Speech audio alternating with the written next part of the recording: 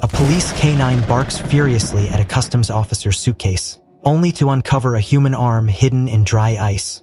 The officer claims innocence, but surveillance footage shows he checked the bag himself. What follows is a chilling unraveling of missing girls, faked identities, and a trafficking ring buried inside airport security itself. This isn't fiction. It's a story of how silence, loyalty, and a dog's instinct cracked a decade of lies. If you're into stories that reveal the truth layer by layer, like and subscribe. You won't want to miss what comes next. The morning rush at JFK International Airport was no different than any other.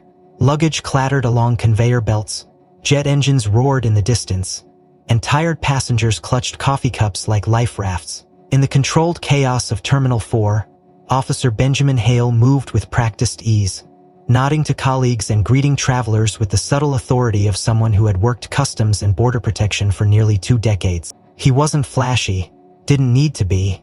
His reputation as by the book had earned him both respect and distance among his peers. People didn't joke around much when Ben was on shift, and that was just how he liked it. Next to him, pacing in alert circles, was Nero, a 5-year-old Belgian Malinois trained for narcotics and explosives detection.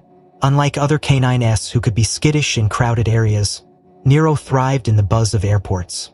He had a temperament of steel, an uncanny ability to stay focused, and had once sniffed out a hidden compartment in a diplomat's briefcase no human or machine had caught. He never barked without reason, never. So when Nero suddenly growled low, his body taut, eyes locked on a black Samsonite suitcase sliding off the carousel, Ben's head snapped around. At first, he thought it might be another drug alert, but the aggression in Nero's stance was different. This was not the typical alert, and passengers froze. A woman clutched her child closer. A TSA agent began moving toward them. But what turned Ben's blood cold wasn't the suitcase itself, it was the tag attached to it. Property of CBP officer Benjamin Hale. His heart stopped. That was impossible. He hadn't checked any luggage, he hadn't traveled anywhere. In fact, he hadn't left the tri-state area in over a year. He blinked, rubbed his eyes, then squatted down beside Nero. "You sure, boy?" he whispered. Nero barked again, louder, more urgent this time. Within minutes, protocol had kicked in. The area was sealed off. Travelers were herded away under the guise of a routine drill. Nero was restrained as the bomb squad entered, but Ben insisted, adamantly, that he be present when they opened the suitcase. His ID was on that tag, his name. He had to see it with his own eyes. In the sterile, high-security inspection room, the suitcase was placed on a stainless steel table. Cameras recorded every angle. Gloves were donned. The tension was palpable. "Ready?" asked Officer Dana Ellis, head of field investigations. Ben nodded, swallowing hard. "Do it." The moment the zipper peeled back, a cold mist drifted up into the room. Ice, dry ice, layered thick inside the lining. Dana reached in slowly, peeling back the first few insulation layers. The room dropped several degrees, and then she stopped. Her hand hovered in midair. She turned to Ben, her face pale, eyes locked onto something he couldn't yet see. "Jesus Christ," she murmured. Ben stepped forward before anyone could stop him. When he saw it, the room seemed to tilt sideways. It was a human arm, cleanly severed at the shoulder, pale and rigid from cold. The fingers curled slightly as if caught mid-mashing. A thin, jagged bracelet clung to the wrist, tarnished silver but familiar. "No," Ben whispered, the horror of the severed limb that rattled him most. It was recognition. That bracelet belonged to someone he had interviewed 2 weeks ago. A young woman, nervous, distraught. She'd claimed she was being followed, watched, after filing a complaint against airport security. Her name was Sarah Whitmore, and this was her arm. "Who packed this?" Dana asked, her voice low but sharp. No one responded. Ben felt the world slide further off its axis. "Someone's trying to frame me." Dana didn't reply. She simply turned to the forensic techs. "Bag and contents to the lab now. Get chain of custody records, surveillance footage, everything from the last 24 hours. As the team scattered into motion, Ben stood rooted, his eyes still fixed on the suitcase. His badge had always been his shield, his structure. But now it was a bullseye. He looked at Nero. The dog's ears were still back, eyes fixed on the door. As if danger hadn't left the room, as if the real threat was still out there, watching. Ben sat in the interrogation room of the Internal Investigations Wing, his badge temporarily suspended. His voice hoarse from hours of repeating the same line. "I didn't check that suitcase, I never touched it." Across from him sat Dana Ellis, her calm demeanor doing little to hide the skepticism simmering behind her sharp, tired eyes. A playback monitor on the wall flickered with surveillance footage. The timestamp read, 3:13 a.m., 12 hours before the suitcase was flagged. There, clear as day, was Ben, same uniform, same gait, walking into the restricted baggage intake corridor with a black suitcase in tow. The suitcase, the same make, the same model, the same identification tag. He paused at the security scan desk, swiped his ID card, logged into the manifest system, and set the bag onto the conveyor. The camera angle didn't lie. It was him, or at least someone who looked like him. "I didn't do that," he said, his voice trembling now. "I was home, my dog Nero, he was with me. We sleep in the same goddamn room." Dana leaned forward. "Ben, the system logs show your badge was used to access the cargo intake. 3 entries between 3:12 and 3:20, all yours. The facial ID match on the video is 98.9%. If someone's impersonating you, they're doing it better than the machines can detect." Ben shook his head, eyes fixed on the still image of his face frozen mid-step on the screen. "That's not me," he said again, softer this time. "Something's off." Dana didn't answer. She stood, left the room briefly, then returned with a manila folder. She tossed it on the table, open. Inside was a printed sheet from the Regional Forensics Lab. "Forensic analysis report," she said flatly. "Belongs to Sarah Whitmore, age 23. Reported missing by her roommate last Friday. Parents filed a formal report Saturday. Match rate on print ridge pattern. 100%. She's dead." Ben exhaled sharply. The air left his lungs in a stifled, guttural sound. He had interviewed Sarah personally 10 days ago when she came to his desk at CBP HQ, pale, agitated, clutching a manila envelope filled with documents, USB drives, and photographs. She'd insisted someone inside the airport was surveilling her. "They followed me from baggage claim," she had said. "I have footage from different days. The same 2 men. Same uniforms. No name tags."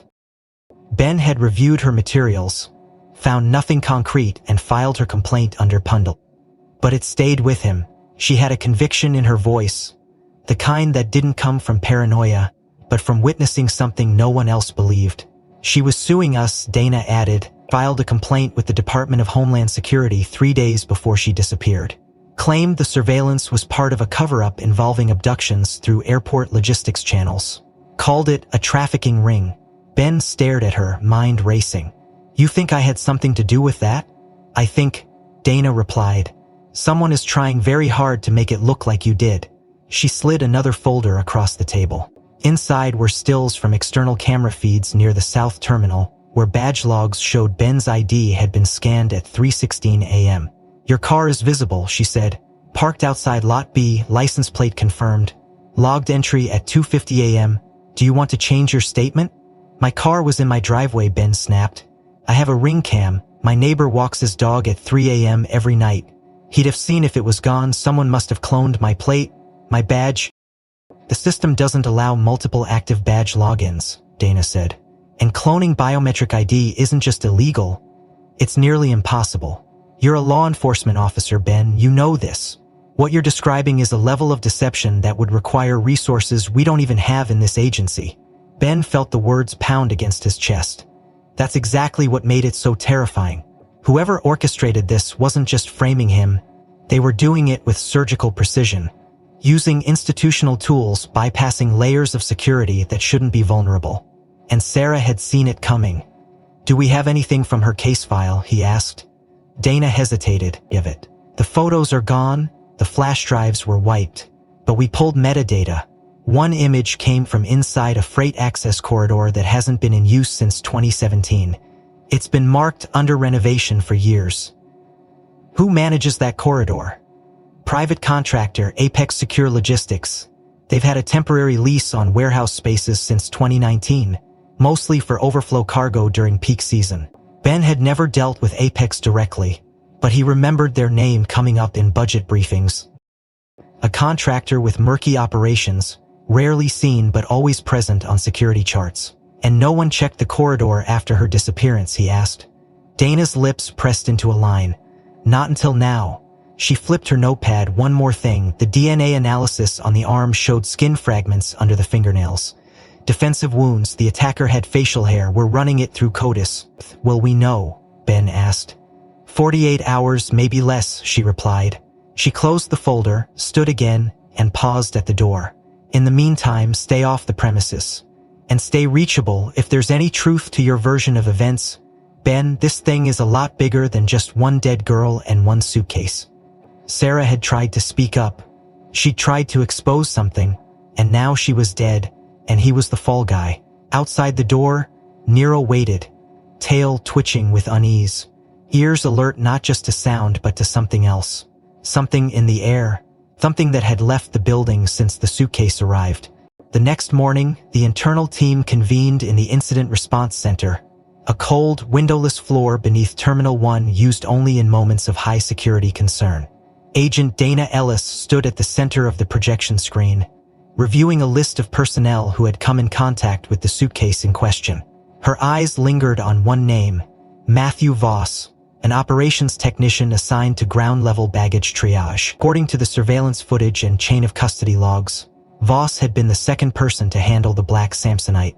He had scanned it, tagged it, and reportedly filed an irregular object report, though that file mysteriously no longer existed. When questioned, Voss had been enthusiastic, overly so. He had volunteered statements before being asked, offered timelines, cited camera angles, and even referenced internal documentation most agents wouldn't remember unless briefed. Something about his behavior had felt off, too clean, too rehearsed. Bring him in, Dana said, not looking up from the screen.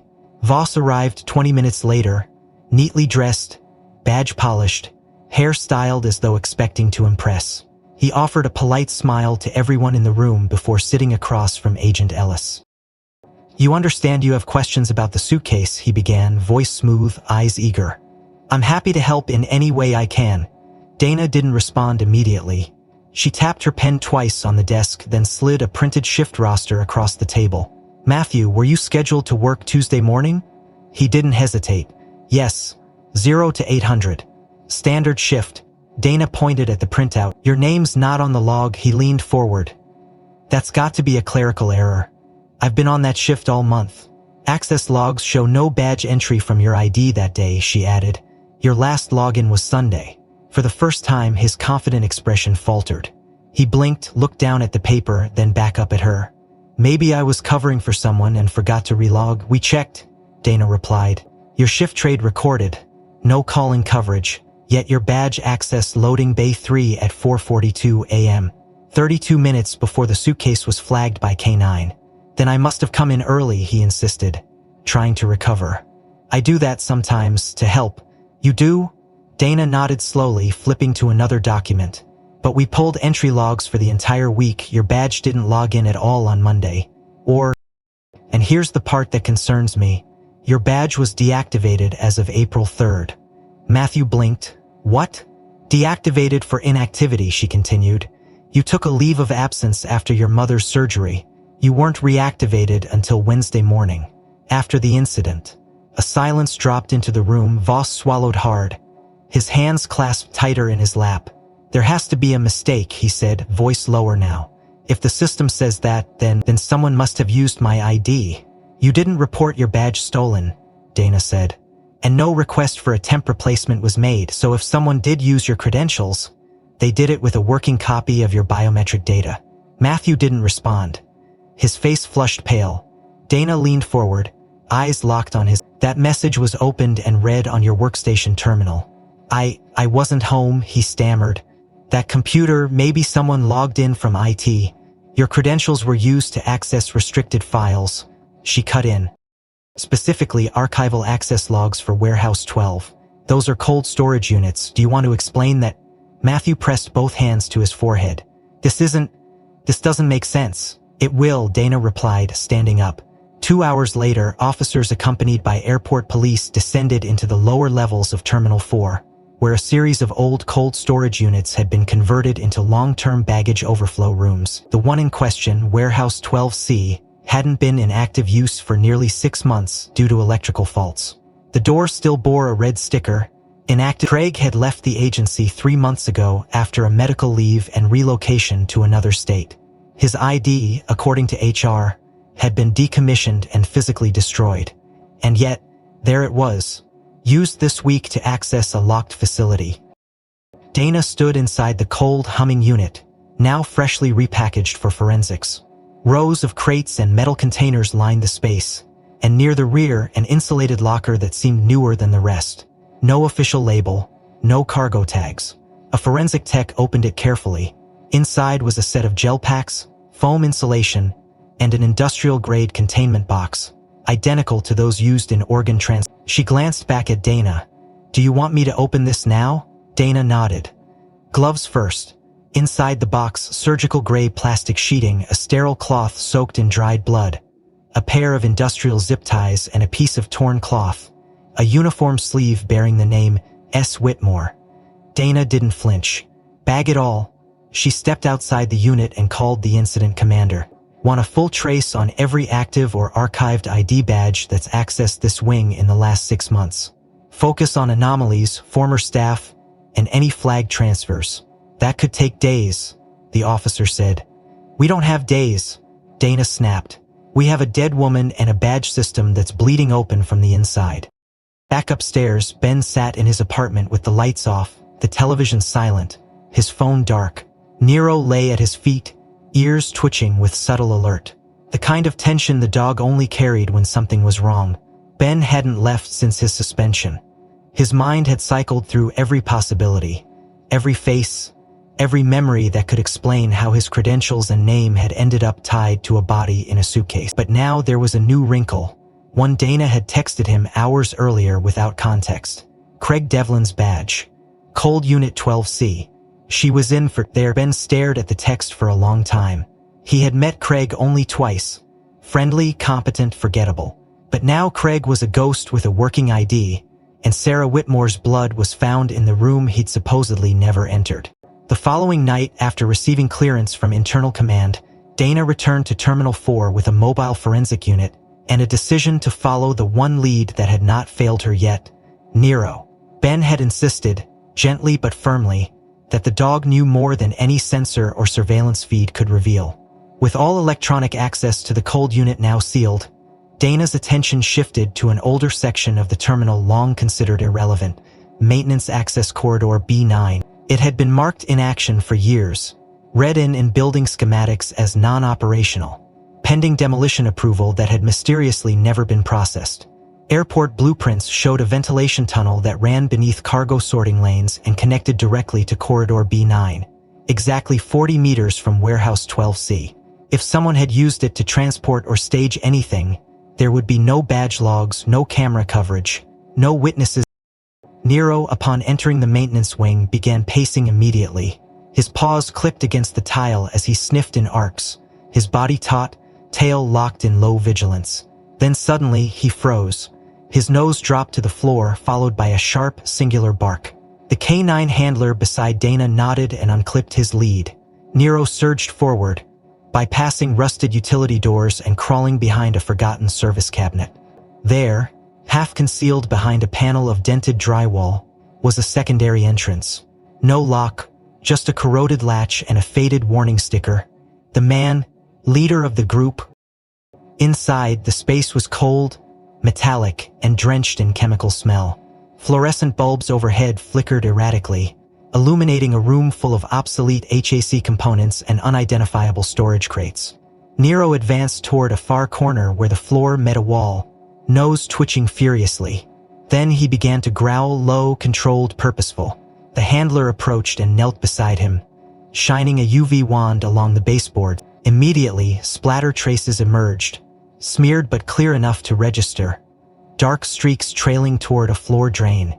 Dana stepped in behind them, pulling on gloves and a mask as the pungent odor of industrial disinfectant began to overtake the air. "Close," she muttered. "Someone tried to clean this." A forensic technician joined her, unfolding a portable blood trace kit. Within seconds, the swab turned blue, positive for hemoglobin. The pattern wasn't random, it was directional, consistent with drag marks, but what disturbed Dana most wasn't the blood. It was the drag angle. Based on the trace distribution, the victim hadn't been pulled from the entrance inward, but from a hatch in the floor out toward the hallway. She ordered the grate opened. Beneath it, a steep maintenance crawl tunnel extended north, toward the very hallway that connected directly to the main concourse. Backtracking through surveillance logs, a data analyst found something alarming. At 34 AMA, the same window when Sarah's presumed disappearance occurred, the hallway lights outside corridor B9 flickered off. Every overhead panel between sections D14 and D20 went black for exactly 4 minutes. The blackout wasn't a power failure. It was a manual override logged through terminal access control under the ID of a systems tech named Elena Ward.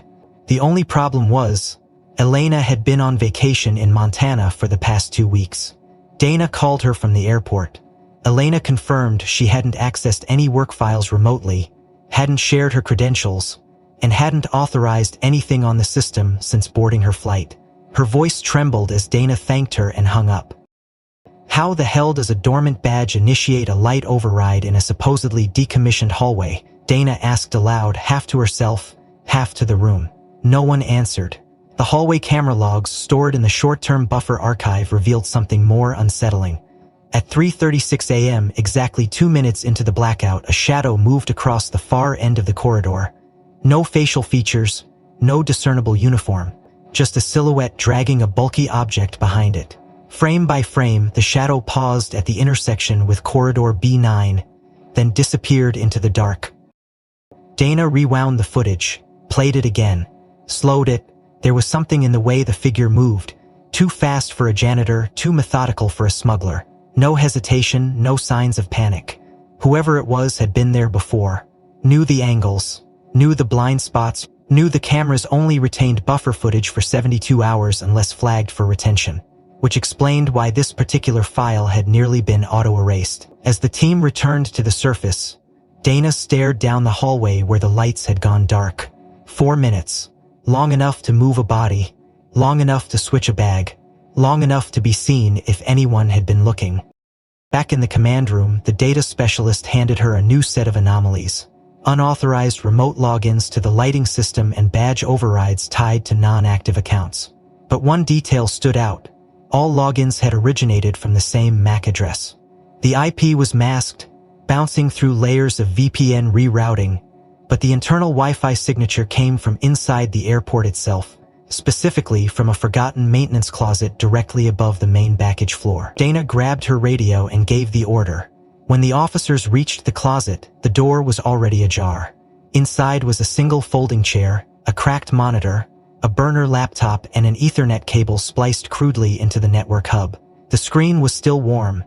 The keyboard bore faint traces of a sticky fingerprint on the spacebar, and in the corner, an empty energy drink can and a crumpled receipt. Printed on the receipt was a timestamp, 3:49 a.m. The location? Terminal Cafe, just 3 floors above the maintenance wing. Paid in cash. The closet above the baggage floor yielded more than just the expected tech setup. Behind a utility panel concealed behind the server rack, one of the officers found a canvas tote covered in dust and insulation fibers. Nero, who had remained oddly agitated since entering the space, suddenly lunged at the bag, teeth bared, his bark sharp and immediate. The handler pulled him back, but the message was clear. There was something inside. Dana stepped forward, pulled the bag open, and recoiled slightly. Inside was a torn piece of a reflective safety vest, crusted with something dark red, dried and stiff. Next to it, partially wrapped in clear poly, was a small ID badge. The photo was smudged, but the name remained legible. Chloe Rennert, Airport Operations, JFK. Run her profile, Dana ordered quickly. Within minutes, a junior analyst confirmed what none of them wanted to hear. Chloe had been scheduled for rotation and ground crew support 3 days earlier, but had never checked in. She was marked as no-show, but no follow-up had been conducted. No report filed, no missing person alert triggered.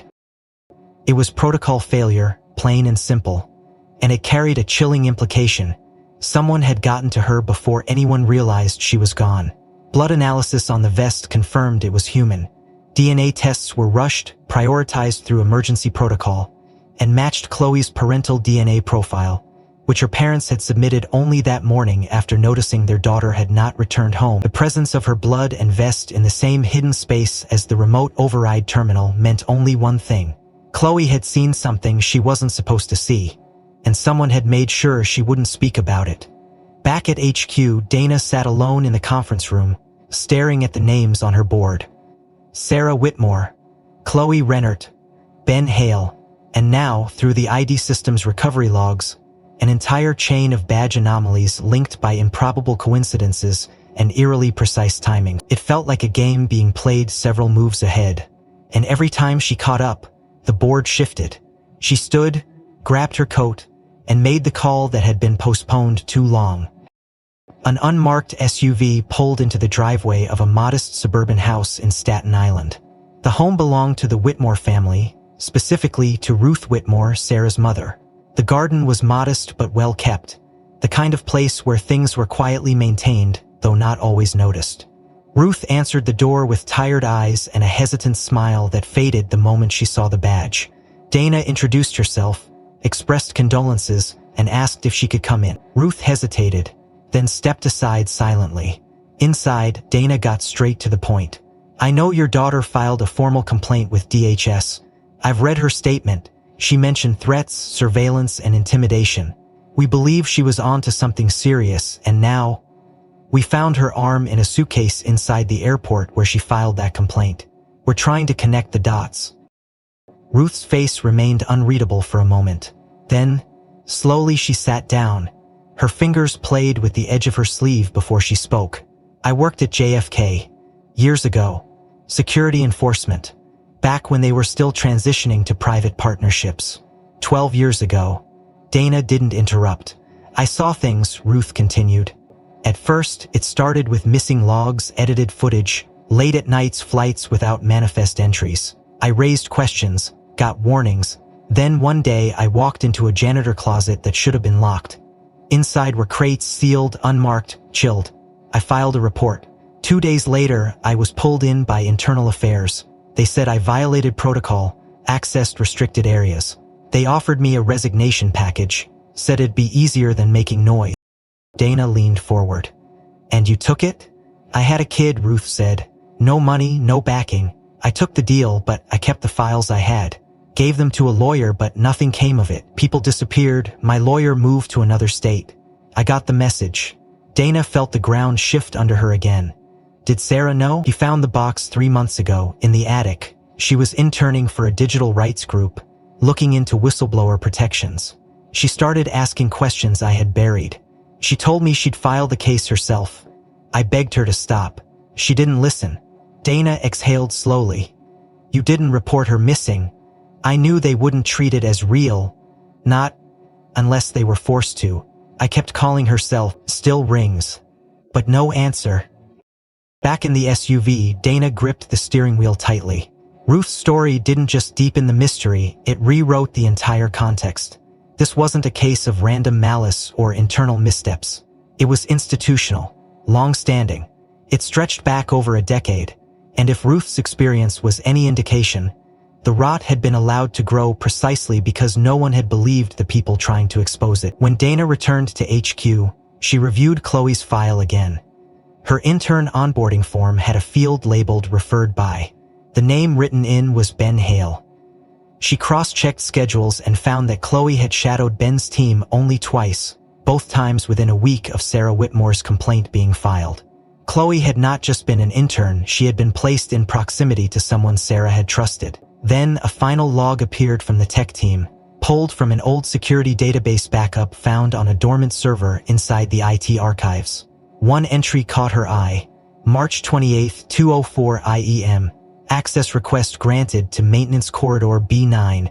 Badge ID, Rennert_C. Request authorized by Internal Clearance Override Whitmore_S.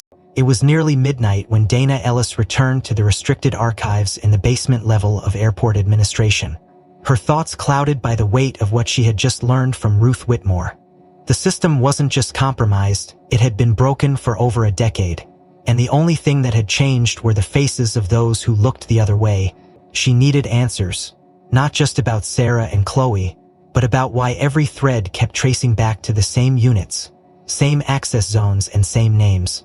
In the dim light of the records room, she pulled an old file out of long-term suspension logs. It was a disciplinary case from 12 years earlier, the same year Ruth Whitmore resigned under pressure. The signature at the bottom of the final report made Dana freeze. Ben Hale, Team Lead, Internal Review Board, Final Reviewer. Her breath caught in her throat. She scanned the report again. Allegation, unauthorized access, attempted whistleblowing, breach of protocol. Subject, Whitmore, Ruth. Evidence insufficient to justify formal investigation. Final decision accepted. Ben had signed off on it. He had been the final voice, the person who ended Ruth's career, and by extension may have sealed her daughter's fate years later. Dana felt a coldness spread through her. Either Ben had been complicit then, or someone had manipulated him the same way they were doing now. Either way, it meant that the rot had touched him far longer than he realized. She didn't tell him immediately. She needed more. That night, driven by an impulse she couldn't fully explain, Dana returned with her team to the old luggage vaults beneath Terminal 6. Storage spaces that had been mothballed years ago due to structural risks. Nero came along, responding again to a scent trail they hadn't fully explored. The air was heavy with mildew and rust, the lights barely functioning. But as soon as they stepped past the second blast door, Nero's behavior shifted. He stiffened, then began pulling toward the farthest row of abandoned lockers. At locker 117th, he stopped, scratched once, then sat with a low whine. Dana motioned to the tech to open it. The metal creaked as the doors slid open, revealing what at first looked like a jumble of forgotten luggage, old duffels, roller bags, 2 cracked plastic trunks. But as the team started pulling the items out one by one, a grim pattern emerged. Each bag had a name tag. One read L. Garcia, another Michian, and the third R. Thompson. Dana recognized the names instantly. All 3 were listed in missing persons cases filed within a 4-month span 2 years ago. Cases involving young women who had last been seen inside the airport, but whose disappearances had never been solved for them. No tags had ever been logged for them. No tags matched to outgoing flights. Each of their reports had eventually been closed due to insufficient leads. Inside the bags were personal effects, scarves, makeup kits, worn notebooks, and phones with dead batteries. One still had a cracked screen with a lock screen photo visible. A girl smiling with her dog, arms outstretched under airport signage. The time on the phone froze at 3:17 a.m. Forensics confirmed traces of blood on the lining of one duffel and hair strands matching DNA from 2 of the 3 women. More disturbing, all the bags had been checked in under temporary IDs assigned to a now-defunct vendor code, Apex Secure Logistics. That same name had come up earlier in Sarah's notes, in Ruth's testimony, and now again hidden in plain sight. Back at her desk, Dana pulled the contract history for Apex. The company had a limited paper trail, outsourced cold chain logistics, short-term leases on airport facilities, no executive names listed in public records. Their authorization had been signed off by a multi-agency clearance board, the chair of which 12 years ago had been none other than Ben Hale. She stared at his name, her fingers frozen over the keyboard. The deeper she dug, the more inescapable the truth became. Ben had been standing at the crossroads of every turning point. Ruth's dismissal, Sarah's ignored complaint, Chloe's silent assignment, and now the baggage vault that held secrets no one had been willing to check.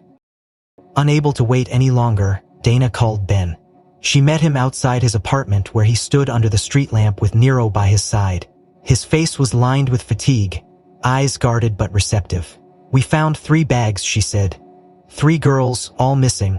All connected to Apex. Their belongings were stuffed in a locker no one thought to open.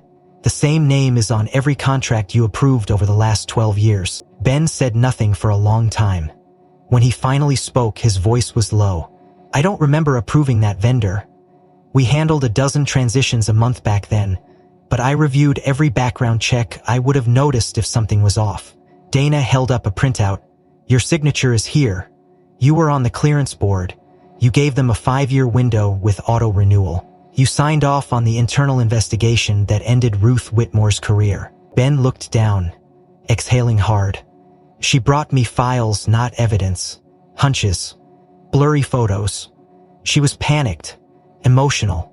I told her she needed more than instinct. Dana's tone sharpened. She had more than that. You just didn't look close enough. Ben's shoulders stiffened. Maybe I didn't want to. We were understaffed, overloaded. If what she said was true, it meant implicating half the night shift in a conspiracy no one wanted to touch. I didn't see a path forward. I saw a career-ending fire. Dana shook her head. You didn't end the fire, Ben. You let it smolder, and now it's burning everything. Before he could respond, Nero suddenly turned, ears perked. A low growl rumbled from his throat. He began pulling toward the nearby maintenance corridor again. The same path, the same instinct. Diana followed, flashlight in hand, until Nero stopped near a ventilation shaft cover halfway down the hall. Scratched into the corner of the metal panel was something new. And reached inside. His hand emerged clutching a small plastic bag wrapped in tape. Inside were 2 USB drives. And a photo. It was Sarah, alive, standing in the hallway behind Checkpoint G, time-stamped just 12 hours before she disappeared. The discovery of Sarah's photo, time-stamped only hours before her disappearance, sparked an urgency Dana hadn't felt since the first moment the suitcase was opened. With the USB drives secured and undergoing forensic decryption, she turned her attention to a list of staff members who had worked overlapping shifts the night of Sarah's last known appearance, most of whom had already been interviewed. One name stood out, Leonard Ames, shift supervisor in logistics coordination. A 23-year veteran of airport operations, Ames had kept his head down during every round of questioning, offering clean statements and matching badge logs. But what drew Dana's eye now was a small annotation in his file, reassigned 3 years ago from internal cargo monitoring to ground transit support after a restructuring request. The reason? Operational efficiency. She tracked him down in the break room of Terminal 5, seated alone with a coffee and a sandwich wrapped in wax paper. His posture was guarded, his hands still, the kind of body language Dana had learned to read in people who knew more than they ever intended to say. Mr. Ames, she began as she approached. I'd like a word, this won't take long. Ames looked up, sighed, and motioned for her to sit. She didn't waste time. I know about the storage locker. I know about the inactive corridor. And I know you've been here long enough to remember Ruth Whitmore. At that, something in his eyes flickered. Recognition, yes, but also a heaviness. He didn't speak right away, just folded his sandwich back into the wrapper. Then he said softly, I remember the night she got walked out. She was right, you know, not that anyone said it back then. Dana leaned forward. What did she see? Ames took a long breath, glanced toward the hallway to make sure they were alone. 3 times in my life here, I saw things I shouldn't have. Once, I saw a crate get redirected mid-route. Manifest said medical supplies.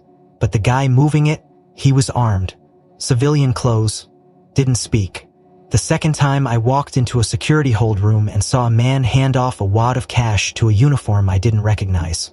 When I reported it, my supervisor told me, don't touch that, you want to keep your job? So I didn't. Third time? Dana asked, already bracing. Ames nodded slowly. About 18 months ago. There was a delay in carousel dispatch and I was rerouted to assist with an inbound late-at batch. I got a ping about an unscheduled container flagged for internal reroute, but the ID tag didn't scan. When I tried to pull footage, the files were wiped, like the system never saw it arrive. That's when I stopped looking. I've got 2 kids, mortgage. I figured if it wasn't me doing it, I didn't want to die trying to expose it. Dana didn't judge him. She understood the weight of silence. But it was also the silence that buried people like Sarah, Chloe, and those other girls whose belongings sat in that locker. Did you see who took the money? Ames shook his head.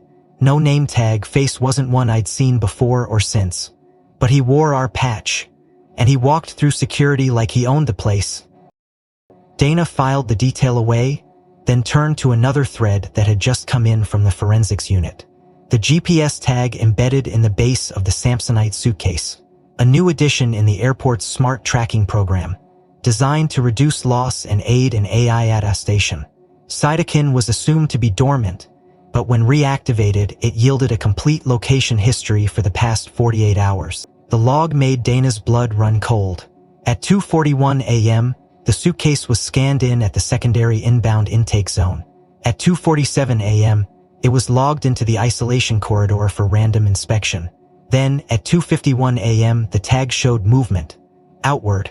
Not toward the inspection room, but away from the secure side entirely. By 2:54 a.m., the signal pinged from the staff parking level, outside the perimeter of secure baggage control. This was, by all procedures and regulations, categorically impossible. Bags do not leave quarantine once entered. No personnel clearance permits this kind of reverse movement.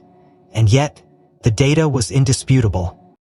At 3:17 a.m., the signal returned. The bag re-entered quarantine. Its contents never re-verified. No rescan, no override. It simply showed up again in the manifest system at 3:20 a.m., flagged clean. 30 minutes off GID, unaccounted for, and no one had noticed until now. Dana stared at the map overlay in the operations hub, watching the thin red line draw a trail through layers of restricted access zones like they didn't exist. The bag had moved with purpose, had waited and then reappeared. But more haunting than where it had gone was what it might have been carrying during those 30 minutes. Or what it might have been swapped for. The forensics team triangulated the parking level coordinates and found a location consistent with a blind loading dock, one typically used for freight vendors but listed as in maintenance for over 6 months. The same Apex vendor name popped up again in old routing permits. She turned to the tech. Pull every vehicle entry that matches that timestamp. Look for gaps in surveillance, inactive cameras, and parked vehicles without outbound logs. Meanwhile, she sent another team to re-examine all surveillance feeds tied to Leonard Ames's shift rotations, particularly focusing on blind spots around known dead zones in baggage transit. Somewhere in this tangle, she knew, a pattern would emerge, a rhythm, a method, because someone had turned the airport into a circulatory system, not for passengers or goods, but for secrets, silence, and blood. The airport was holding its breath. The press conference had ended less than 20 minutes earlier, and the air still carried the sharp scent of stage lighting and nervous cologne. Cameras had flashed, microphones crowded a single podium, and officials had spoken carefully measured words meant to assure the public that the incident was under control, that the isolated anomaly involving the suitcase was being thoroughly investigated, that airport security remained fully operational and uncompromised. Dana stood at the back of the media hall the entire time, her arms crossed, gaze fixed not on the podium but on the crowd itself, faces of local journalists, network stringers, staffers, and a few too many unfamiliar personnel with ambiguous credentials. As the reporters cleared out and chairs were stacked, Nero suddenly stiffened at her side. His posture shifted from passive to alert in a breath. He turned, nose raised, then pulled forward, sharp, determined, toward the service corridor that fed into waste disposal behind the terminal. Dana followed, adrenaline spiking. Within seconds they reached the maintenance wing and Nero bolted toward a large trash cart left abandoned near a dock exit. The handler gave a quick command, and the dog barked, twice, loud and focused. The bomb squad was alerted instantly. Within minutes, the corridor was locked down. Explosives experts in full gear surrounded the cart. Inside, hidden beneath layers of airport cafeteria refuse and janitorial debris, was a compact device neatly rigged with an improvised chemical timer. The charge had failed to detonate fully, only the detonator had gone off, creating a small shockwave but no casualties. But the intention had been clear: to create chaos, to divert, to scare, more importantly, to send a message. Dana watched as the device was neutralized, then turned to the footage retrieved from the corridor's surveillance dome. The timestamp read 5:46 p.m., just 6 minutes before the minor blast. The footage was crisp, the angle good. A man in standard janitorial uniform approached the cart, glanced both ways, then slid the small black case into the refuse. The build, posture, and even the way he pushed his left sleeve back revealed an all-too-familiar profile. The same man whose badge had been tied to the suitcase that started it all, Ben Hale. Dana's stomach dropped. She leaned forward as the analyst rewound and played it again. The gait, the head tilt, the gesture of pulling the cart backward into shadow. It was Ben. But it couldn't be, because Ben was in holding at the 113th precinct, under surveillance and suspended from all airport systems since 3:30 p.m. She called immediately. Confirm Hale's custody status. The answer came without hesitation. He's here, still in interview room 2, never left. Dana stepped back from the monitor, mind racing. Then who the hell is that? She ordered a facial recognition scan. The result came back with a 97% match to Ben Hale. But when the analyst cross-checked heat signatures from the corridor thermal sensors, the biometric data didn't align. Too tall by nearly 2 inches. Gait analysis off by 6%. It was a deep fake. Not digital, physical. Someone had crafted the illusion of Ben Hale, not through software, but through prosthetics, disguise, movement coaching, a mimic and a damn good one. Someone's not just framing him, Dana muttered. They're using his identity as a weapon. At Precinct HQ, Ben's reaction was disbelief first, then rage. You think I planted a bomb during a press conference while I was in your damn custody? Dana didn't respond. She just laid the printed frame captures on the table in front of him. He stared at the image for a long time. That's me, he said quietly. That's exactly how I walk, same jacket, same habit of rolling the cuff. But it's not me. You know, Dana said. Biometric data doesn't match. But whoever it is had access to a near-perfect likeness. Enough to trick cameras and enough to plant an explosive just minutes before it was found. Ben leaned back in his chair, stunned. The weather they've been watching me, studying me. For how long? Dana didn't answer. She couldn't, because this level of impersonation wasn't something conjured overnight. It took time, surveillance, resources, an infrastructure built on precision and patience. And it made her realize this wasn't just a conspiracy of silence. It was a system, a machine, and every player who tried to pull a wire got strangled by it. As for the device itself, forensics found no digital signature, no cell signal. It was analog, made by hand, designed to bypass scanners, the kind of device you didn't just stumble upon. You had to be trained to build it, which narrowed their list of suspects. But not by much. Back at the airport, the device's placement raised another question. How did someone get access to the secure waste corridor without setting off alerts? Dana pulled system logs. No badge scans, no motion alerts, no thermal triggers until the moment Nero barked. Then it hit her. There was a blind spot. Not in cameras, but in the cleaning schedule. A new shift pattern had been implemented 2 weeks ago, giving a private vendor exclusive cleaning rights to the concourse from 5 o'clock to 6 o'clock p.m. daily. Vendor name, Apex Secure Logistics. She called the operations office. I want to see the contract that approved Apex for janitorial authority, she demanded. It took less than 3 minutes. The file loaded and again, buried in the approval stack, Ben Hale's signature. From 9 months ago, and above his, Leonard Ames, and above Leonard, an ID string belonging to someone named Marcus Devlin. The name sent a chill through her, the same last name as Craig Devlin, the former employee whose badge had somehow accessed the cold unit months after his retirement. Dana paced the room, the pieces clicking, not into clarity, but into a darker pattern, one that didn't end with mistaken identity, but with manufactured ones. The following morning began with another fracture. As dawn crept over the skyline, Dana sat in the cyber forensics room, where multiple screens flickered with slowed-down footage, spectral analysis, and frame-by-frame comparisons. A forensic analyst named Tricia, brought in from DHS's Cyber Integrity Division, had run a secondary integrity check on every video file used in the investigation so far. It started as a routine sweep, something she described as a standard redundancy pass. What she found, however, was anything but routine. We've been watching ghosts, she told Dana without ceremony. A lot of what you've seen, footage implicating Ben Hale, Chloe Rennert's route through Corridor B9, and the transfer of that suitcase, was manipulated. Dana blinked. Manipulated how? Deepfaked, Tricia said. Very professionally. Source frames have been altered at key intervals. Overlays injected with new facial composites. Movement signatures slightly adjusted to pass surface checks. But under forensic load, the flaws show up. Lighting inconsistencies, polygonal warping on high frame rates. They knew what they were doing, but they didn't expect a full spectral breakdown. One video in particular chilled Dana more than the others. The one showing Chloe supposedly walking out of the terminal alone. It had been used to support the claim that she left of her own volition, that her disappearance was unrelated.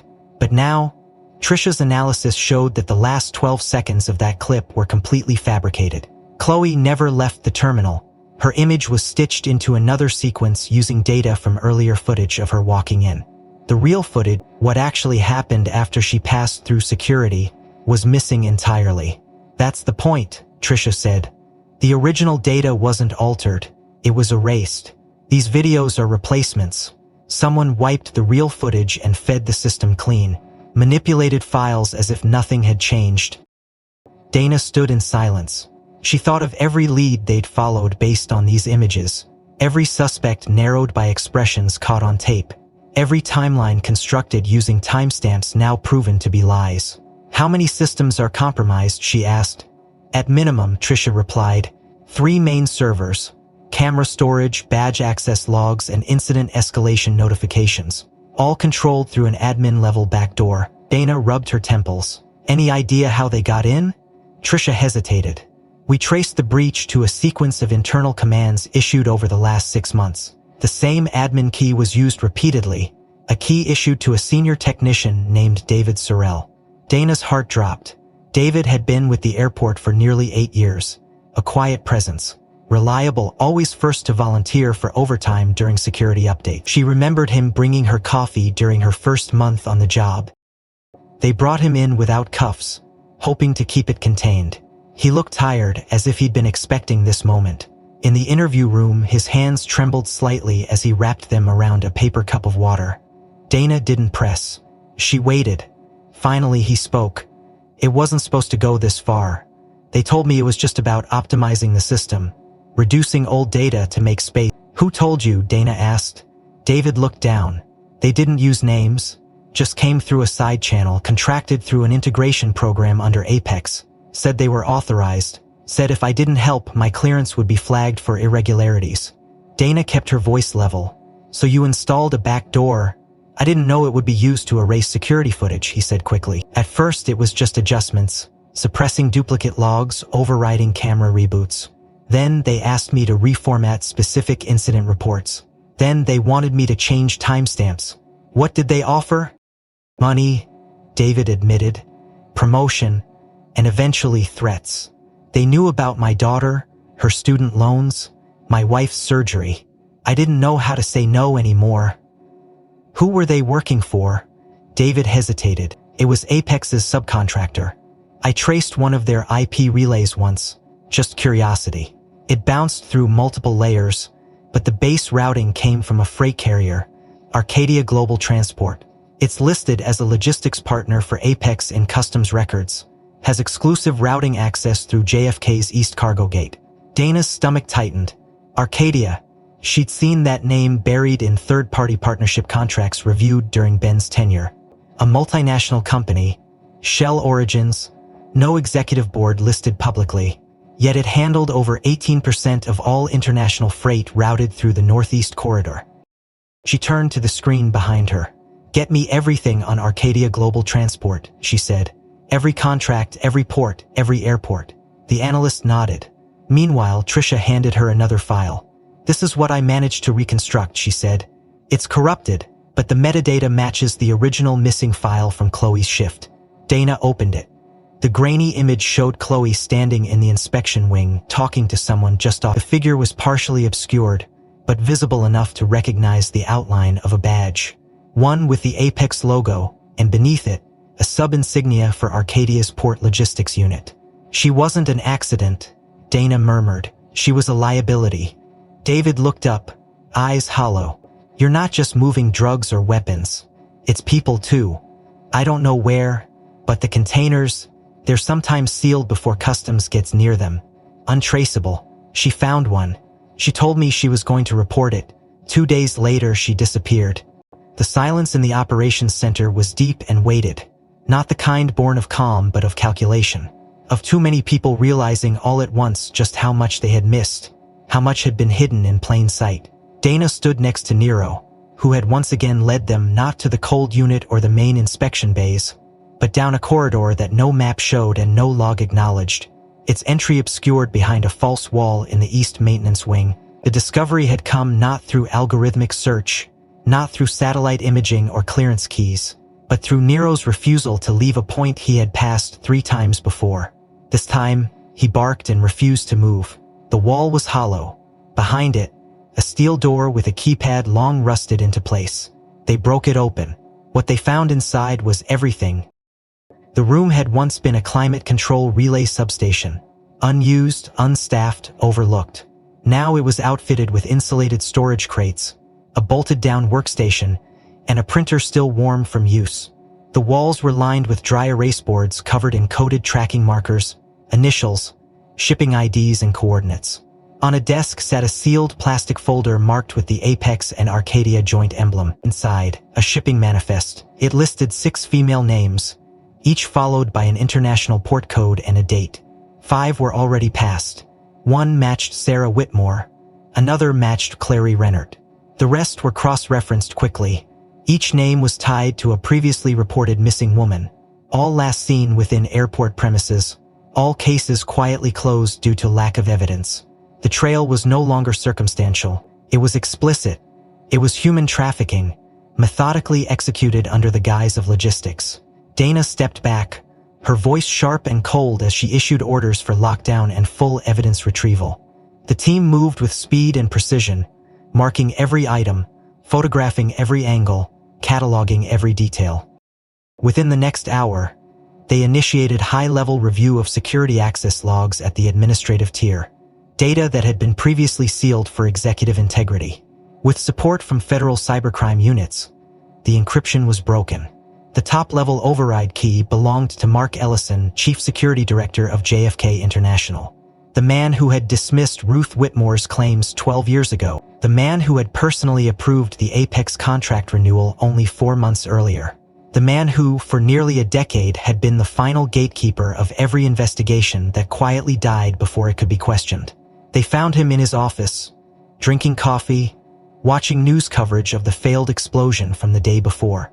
He didn't flinch when Dana entered with 2 federal agents. He didn't protest when she listed the charges against him: trafficking in persons, conspiracy to obstruct justice, falsification of security documentation, and homicide in the 2nd degree for the murder of Chloe Rennert. He just nodded and said, "Took you long enough." In the days that followed, the scope of the case widened. Arcadia's shell corporations were exposed across 3 continents.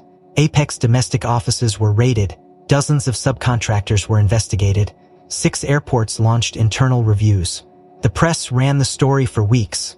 There were hearings, resignations. But most important, there were answers.